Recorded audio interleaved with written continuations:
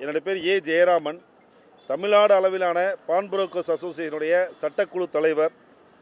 தமிழ்நாடு அளவிலான நகை அடகுபிடிப்போர், நகை அடமானம் செய்யக்கூடிய நூற்றுக்கணக்கான வியாபாரிகளுடைய நலன் கருதி ஏற்படுத்தப்பட்ட அமைப்பு. 2013 இந்த அமைப்பை நாங்கள் பதிவு செஞ்சுருக்கோம் தமிழ்நாடு பதிவுத்துறையில்.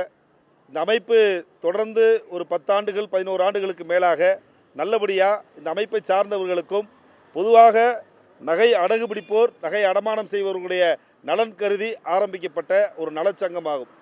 இப்போ சமீப காலமாக நகை அடகுபிடிப்போர் கிட்ட போலியான தங்க நகைகளை, தரம் குறைவான தங்க நகைகளை உற்பத்தி செய்து பல லட்சக்கணக்கான பெருமானமுள்ள நகைகளை ஒரு சிறு அளவிலான செய்யக்கூடிய நகை அடகுபிடிப்போர்கிட்ட இதை வச்சு எங்களை ஏமாற்றிட்டு வர்றாங்க.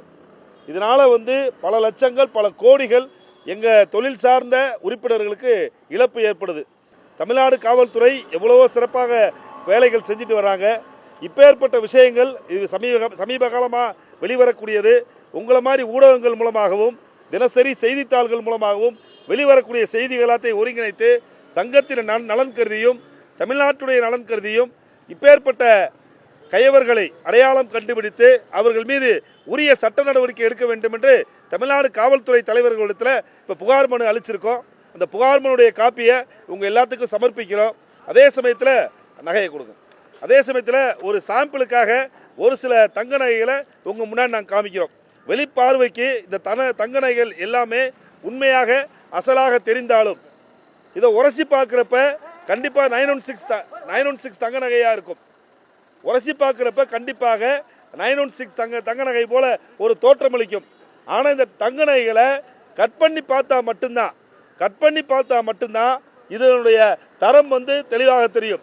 எங்கிட்ட வரக்கூடிய வாடிக்கையாளர்களுடைய தங்க நகைகளை நாங்கள் வெட்டி பார்க்க முடியாது, உரசி பார்க்க மட்டும்தான் முடியும்.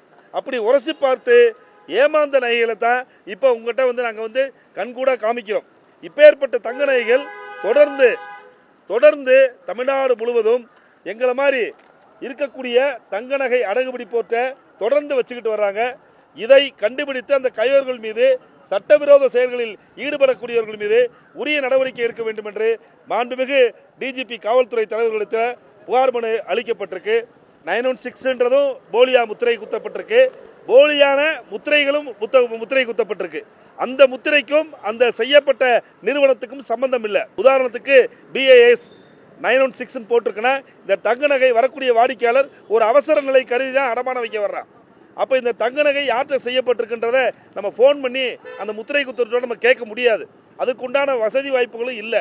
ஸோ தங்க நகை நம்மகிட்ட வந்திருக்கு, உரசி பார்க்குறோம். அதுக்குரிய மதிப்பை நம்ம உடனடியாக அந்த மதிப்புக்குரிய தொகையை கொடுத்துருவோம். பின்னாடி இது வெட்டி பார்க்குறப்ப அது உண்மையான நகை இல்லை, போலி நகைன்னு எங்களுக்கு தெரிய வருது. அந்த நபரை தேடி போனால் அந்த நபர் எனக்கு இதுக்கு சம்மந்தம் இல்லை, ஒருத்தர் கொடுக்க சொன்னார் நான் வச்சேன் அப்படின்னு சொல்லி அவர் இன்னொருத்தர் கையை காமிக்கிறார். அந்த இன்னொருத்தர் அங்கே அந்த முகவரியில் இல்லை. இப்படித்தான் சாதாரண மக்கள் அவங்க மூலமாக எங்கிட்ட ஏமாற்றப்படுகிறார்கள். தொடர்ந்து இன்னைக்கு தமிழகம் முழுவதும் போலியான தங்க நகைகள் உலா வர ஆரம்பிச்சிருச்சு. இது எங்களை பொறுத்தளவுக்கு இது ஒரு தொழிற்சாலை மாதிரி வச்சு தமிழ்நாட்டிலேயோ தமிழ்நாட்டுக்கு வெளியவோ உற்பத்தி செஞ்சு இங்கே தமிழ்நாட்டுக்குள்ள அனுப்பப்படுகிறதா நாங்கள் கெஸ் பண்ணுறோம், யூகிக்கிறோம். செய்திகளை உடனுக்குடனும் துல்லியமாகவும் தெரிந்து கொள்ள சப்ஸ்கிரைப் பண்ணுங்க.